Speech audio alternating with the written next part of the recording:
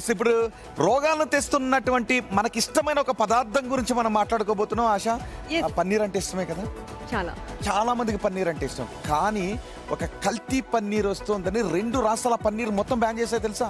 Yes అది ఎక్కడ కూడా చూసేద్దాం. మహారాష్ట్ర ప్రభుత్వం కీలక నిర్ణయం తీసుకుంది. నకిలీ కల్తీ పాల ఉత్పత్తులపై కఠిన చర్యలు దిగింది. అన్లాక్ పన్నీర్ అంటే ఏంటో తెలుసా? నాన్ డైరీ పన్నీర్ తయారీ, సేల్స్ అండ్ సప్లైని పూర్తిగా నిషేధాన్ని విధించింది మహారాష్ట్ర ప్రభుత్వం. ఈ నిషేధాన్ని ఉల్లంఘిస్తే గనుక గరిష్టంగా 6 నెలల జైలు శిక్షతో పాటు 1,00,000 వరకు జరిమానా విధించే ఛాన్స్ కూడా కనిపిస్తోంది.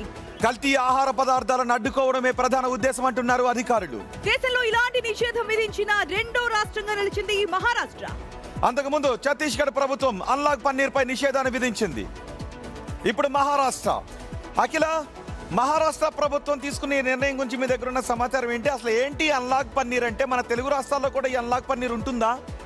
Yes, good afternoon Rohit and Asha. మనం నిజంగా కొన్ని రోజుల నుంచి కూడా కల్తీ ఆహార పదార్థాలు చూస్తున్నాం. ఎందుకంటే తెలుగు రాష్ట్రాల్లో కూడా ఇదే నడుస్తుంది. అయితే ఇప్పుడు మహారాష్ట్ర ప్రభుత్వం పన్నీర్పై ఏదైతే అన్లాక్ పన్నీర్ ఉందో దానిపై తీసుకున్న నిర్ణయం చాలా బాగుందంటూ పలువురు అయితే ప్రశంసిస్తున్నారు. అన్లాక్ పన్నీర్ ఏంటంటే పాలను ఉపయోగించరు, పాలను ఉపయోగించకుండా ఇన్ కేస్ తక్కువ మోతాదులో పాలను ఉపయోగిస్తారు, లేదంటే వెజిటేబుల్ ఆయిల్స్ కానీ స్టార్చ్తో తయారు చేస్తారు. దీనివల్ల పిల్లలు కూడా పన్నీర్ తింటూ ఉంటారు. సో అందరికీ కూడా అనారోగ్యం పాలవుతారు. బట్ దీన్ని FSSAI నిబంధనల ప్రకారం ఒకవేళ అన్లాక్ పన్నీర్ ఉంటే కనుక ఖచ్చితంగా ఆ ప్యాకెట్ మీద రాయాలి. బట్ అలాంటి నిబంధనలను తుంగలో తొక్కుతున్నారు, ఎవరు కూడా రాయట్లేదు. సో దీనిపై కొన్ని రోజుల నుంచి, కొన్ని సంవత్సరాల నుంచి కూడా అటు గత ఏడాది కూడా అసెంబ్లీలో పలువురు ఎమ్మెల్యేలు అయితే దీనిపై గలం వినిపించారు. సో అప్పటి నుంచి కూడా మహారాష్ట్రలో నిషేధం విధిస్తున్నారు. మన 2 తెలుగు రాష్ట్రాల విషయానికి వస్తే ఏంటి ఈ పన్నీర్ విషయానికి సంబంధించి?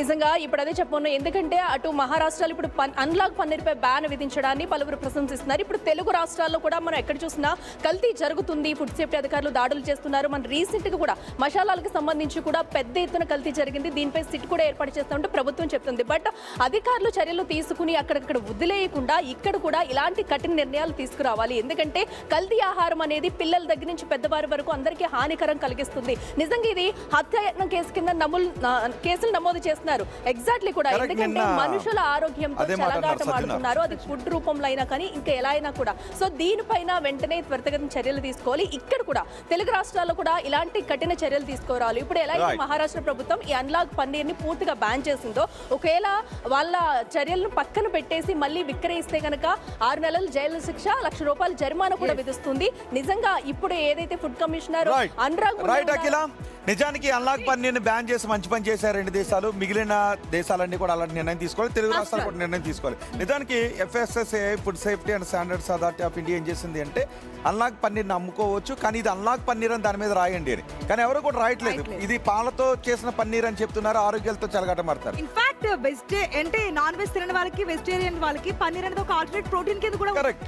దానికోసమే దాన్ని తీసుకుంటుంటారు. కానీ ఇది ఈ విధంగా కానీ ఇక్కడ కనీసం వెజిటేబుల్ ఫ్యాట్స్ తోనే కాదు, సింథటిక్ పదార్థాలతో ఈ పన్నీర్ తయారు చేస్తున్నారంటే ఇది మరీ గౌరవం. అందుకే అన్నారు సజ్జనార్, ఇలాంటి వాళ్ళపైన హత్యా నేరం కేసు ఫైల్ చేసి యావజ్జీవ కారాగార శిక్ష వదిలిపోతుంది ఇలాంటి కల్తీ. మన స్టేట్ లో కూడా ఒకసారి చెకింగ్ చేసి ఏం జరుగుతుంది ఏంటి అని పిల్లలకు కూడా పన్నీర్ పెడుతూ ఉంటాం, పోషకాహారం అందరం కోసం అనేది. ఇప్పటికే హెచ్ ఫాస్ట్ తెలంగాణలో చాలా వేగంగా, చాలా ర్యాపిడ్ తనిఖీలు చేస్తుంది.